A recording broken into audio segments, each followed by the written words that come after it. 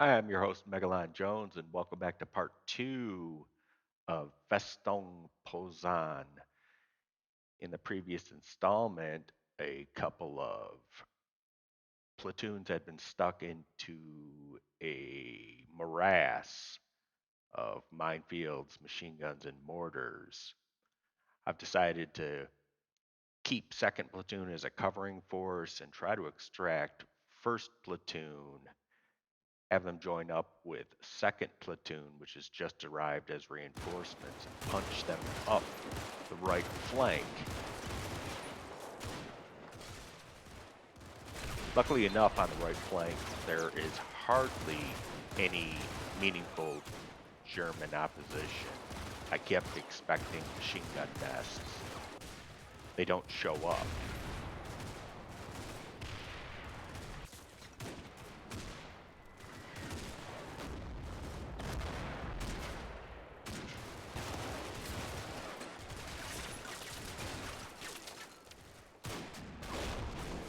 This means that my two rifle platoons are going to have a covered line of advance.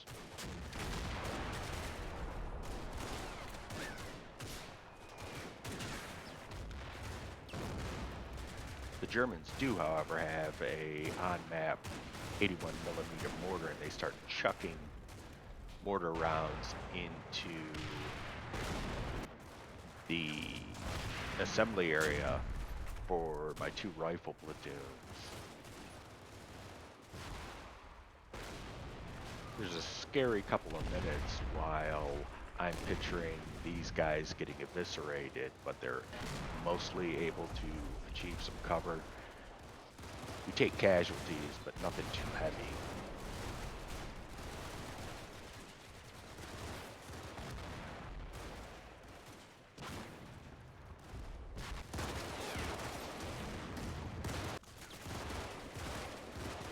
In the center, my covering force, the second platoon, is able to push their way through the minefields, which puts them right nose to nose with the German Volkssturm.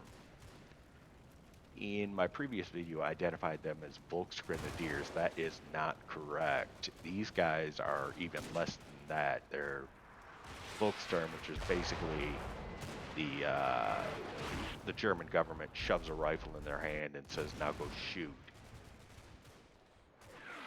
Another mystery gets solved when a German quad flak gun opens up.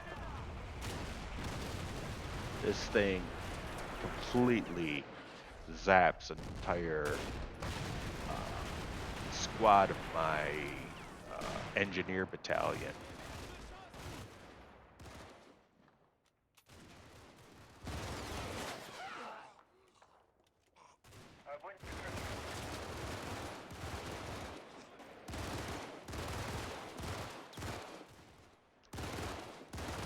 As has been the case throughout this scenario, whenever I get close enough, the German forces just melt away. Especially the Volkssturm, they seem to be being employed as sort of a human meat shield type strategy to try to put space between the Red Army and my forces. I'm also able to move my tank destroyer up and take care of that flak gun. Okay, it's just after 8 o'clock in the morning, and it's time to start shoving first and second platoon rifles along the right flank to see if we can exploit anything. This opposition in front of us so far has been, at least on the right flank, is the Luftwaffe forces. So I expect a little bit more of a fight out of them.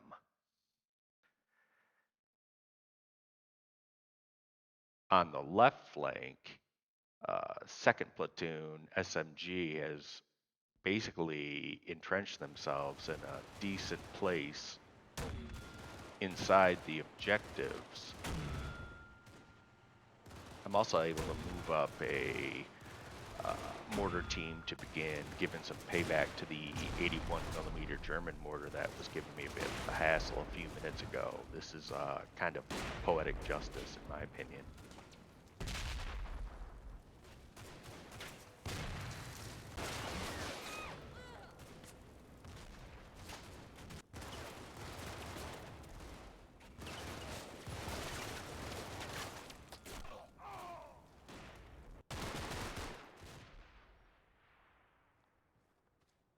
the second platoon SMGs are starting to run perilously low on ammo, so I got to get them extra close to make sure that they can hit their targets without a whole lot of wasted ammunition. Although that right there is a self-kill.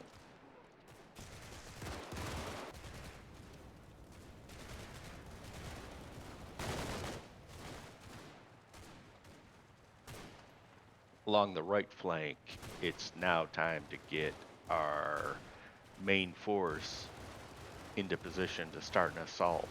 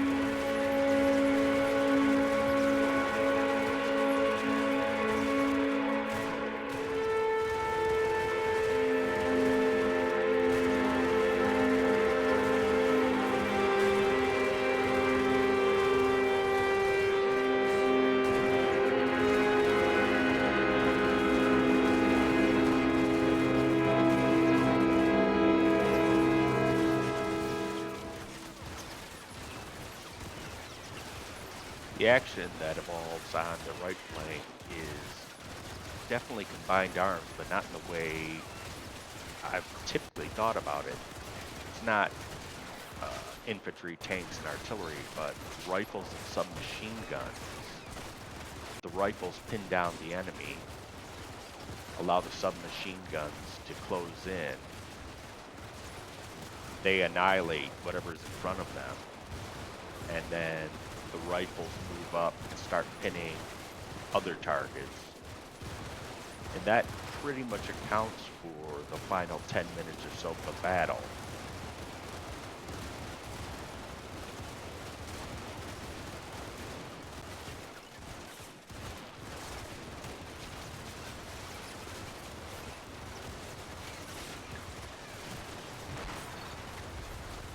Surprise, I like this right here.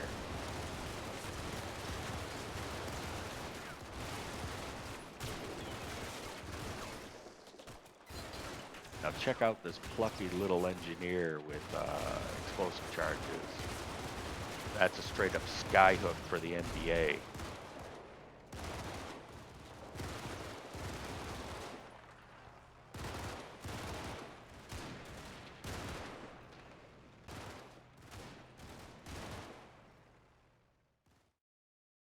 And the scenario ends with a total victory, and I like that because I've pretty much been uh, in stalemate draw land with my last two scenarios played in combat mission.